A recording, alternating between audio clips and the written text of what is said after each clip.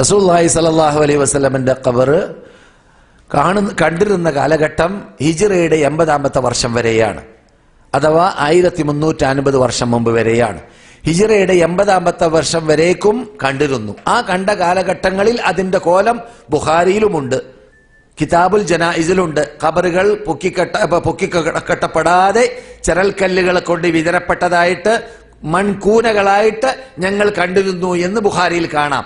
ആ കോലമുള്ള കാലഘട്ടത്തിലാണ് വലീദ് ഇബ്നു അബ്ദുൽ മലിക്കിന്റെ ഭരണകൂടം വരുന്നതും അദ്ദേഹം ഈ 3 ഖബറുകൾ ഉൾക്കൊള്ളുന്ന സ്ഥലത്തെ വലയം ചെയ്തിട്ട് വൻമതിൽ കെട്ടുന്നതും. ഈ വൻമതിൽ കാബത്തിന്റെ കെട്ടിടം പോലെയുള്ള കരിങ്കല്ല് കൊണ്ടുള്ള വൻമതിലാണ്.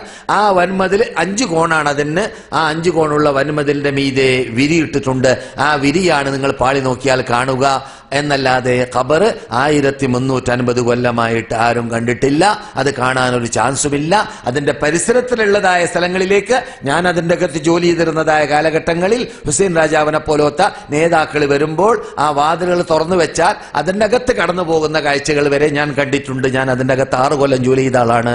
പക്ഷേ ഖബർ നേരിട്ട് കാണാനുള്ള ഒരു ചാൻസുമില്ല. എത്രത്തോളം ഇബ്നുൽ ഖയ്യിം പറയുന്നത് 3 മതിൽക്കെട്ടിന്റെ അകത്താണ് റസൂലുള്ളാഹിയുടെ ഖബർ സ്ഥിതി ചെയ്യപ്പെടുന്നത്.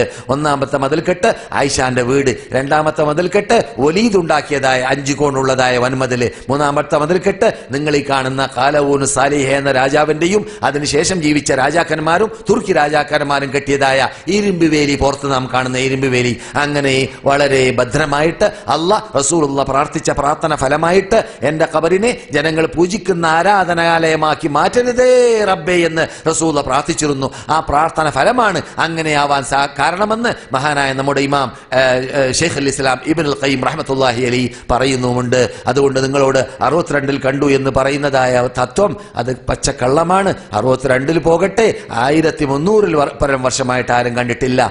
അതെ ഈ വൻമതിലിന്റെ വടക്ക് ഭാഗത്തുള്ള ഒരു സൈഡ് തീപിടുത്തത്തിൽ തകർന്നിരുന്നു 9-ാം നൂറ്റാണ്ടിൽ. ആ തകർന്ന കാലഘട്ടത്തിൽ റിപ്പയർ ചെയ്യുന്നവർ കണ്ടു കാണും എന്നല്ലാതെ നേർക്ക് നേരെ പൊതുജനങ്ങൾക്ക് കാണാനുള്ളതായിട്ട് ഈ പറഞ്ഞ തീയതിയിൽ സകലം ഇല്ലാത്ത ഒരു യാഥാർത്ഥ്യമാണ്. അതാണ് പച്ചപരമാർത്ഥം.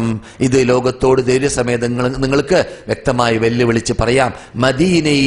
മദീന ചരിത്രത്തിലെ താളുകൾ എന്ന മലയാളത്തിൽ പരിഭാഷപ്പെടുത്തിയതായ ഇവിടുത്തെ അൽ ഹാഫിദ് എന്ന കുടുംബക്കാരൻ എഴുതിയതായ അൽ മദീന പത്രത്തിന്റെ എഡിറ്ററായിരുന്ന, അതിന്റെ ഓണറായിരുന്ന, ഉടമയായിരുന്ന ആ വ്യക്തി എഴുതിയതായ പുസ്തകം ഇംഗ്ലീഷിൽ, ഉറുദുവിൽ, ഫ്രഞ്ചിൽ, എന്റെ ഓർമ്മ ശരിയാണെങ്കിൽ അറബിയിൽ, മലയാളത്തിൽ പട്ടണത്തിൽ കിട്ടും.